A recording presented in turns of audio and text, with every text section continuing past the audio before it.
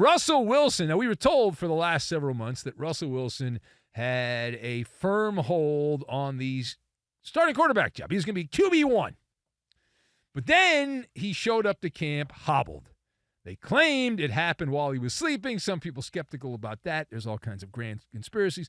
But this has led to chatter that the Russ bus is in danger of being usurped in Pittsburgh's quarterback drama. Oh, the drama of quarterback competition in training camp. So if you've not been following this story, and maybe you don't really care that much to follow the details, the in and out of it, well, we're told that Justin Fields, while he still has work to do, yeah, that's an understatement, but Justin Fields, in order to catch Russell Wilson to the race for the starting job, the Steelers are said to be open-minded about his ability to do so. In fact, the story, and this is the part that caught my attention, was that it's closer to a coin flip at this particular point, that it's closer to a coin flip. So that got my attention.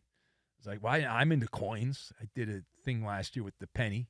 I've done that for years on radio. We did it on TV last year. So I was like, I'm into the coin thing. So let us discuss the question, right? Steelers quarterback decision between Russell Wilson and Justin Fields, said to be a coin flip. Is that how you see it? So I've got the amazing Kreskin, the Himalayan wolf, and Chernobyl. And we will combine all of those things together, and we are going to make a migraine headache, which I might have by the end of this night. Who knows? I have no idea. Anyway, so now on this one, what do I see? I have clear vision. I have absolute clear vision on this. Russell Wilson, I maintain, is in the pole position. Not because he's good, because he used to be good. And that's all you have to have. You're looking for anything to grasp onto. And Russell Wilson has some accolades on his resume. Not an MVP or anything like that. He's not done that, but was part of a Super Bowl winning team. That's enough. Russell Wilson is in front in this race. I maintain that. He's also got the amazing Kreskin, this old Magic set. He's got the double-sided coin, the Magic coin, the double-sided coin, which is a great way to win bets. And any way you flip it, right? Russell Wilson is on the downward slope. That is true.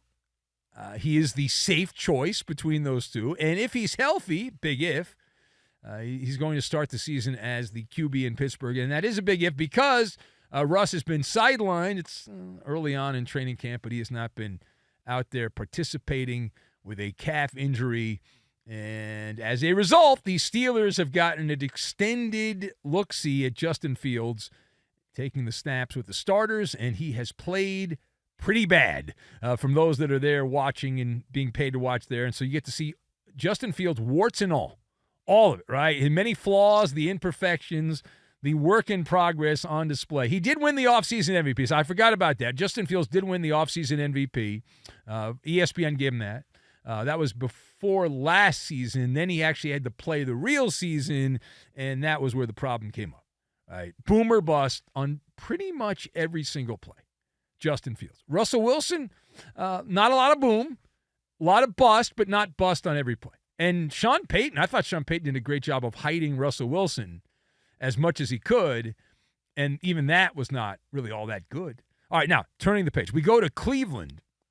We stay in the AFC North. We're going to go to Cleveland here, where the Browns quarterback, Deshaun Watson, says that he is, quote, blocking out all the noise, he said, this week, this ahead of the upcoming regular season. So what does that signal to you? He's blocking out all the noise. So it tells you he's still very much delusional. He's wallowing in the mire of victimhood. And this is not new, though, the fact that he's trying to block out the noise. This goes back to his days at Clemson. If you've been with the show a long time, you know that we had a famous interaction before he became public enemy number one. Deshaun Watson got upset. Now, I didn't even tag him in some stuff, but he's coming out of Clemson, coming into the NFL, and he was a darling. Everyone loved Deshaun Watson coming out of college and had won at Clemson and with Dabo Sweeney and all that. And this has always been a bugaboo. It's always been a bugaboo. Deshaun is like the Himalayan wolf, which, as I understand it, the wolf has tremendous hearing, just wonderful hearing. Can hear for miles and miles and miles and miles. And that's essentially Deshaun Watson. He's a Himalayan wolf. He can hear things. He sees it, looks out for stuff. He mindlessly consumes media and internet content nonstop, more than I do. And I kind of have to do a lot of that because of this job. But he's scrolling away and all that stuff. It's not going to change now. It's like, oh, yeah, I'm just going to block all that out, block out the noise. Yeah, right. And he is a cautionary tale, and he has screwed things up so much in the big picture because anytime a player says, I want fully guaranteed money, I say, okay, all right, let's see. Who's the only player that got fully guaranteed money? That's Deshaun Watson, the biggest bust in NFL history when you talk about dollar for dollar. It's Deshaun Watson. Right? And so why would you give another guy? Deshaun Watson, you say, wow, it's perfect coming out of the Texans. Of course, at the time he wasn't because the scandal was going on. All right, now, last word here. Some are calling this engagement farming. You can be the judge on that. Davante Adams and Amon-Ra St. Brown, a couple of name brand receivers. They appeared on a recent podcast. I have no idea what this is. I don't listen to it. But they were asked to choose between answering who had the worst NFL fans or eating an extra spicy chicken wing. And sure enough, they decided we're going with the fan base that blows is what we're going with. All right? They didn't pause at all. They just went for it. So St. Brown, he kind of hemmed and hawed, and he said the Falcons have some of the worst fans in the NFL. He claimed that with the Lions, they played in Atlanta, and there was no one there.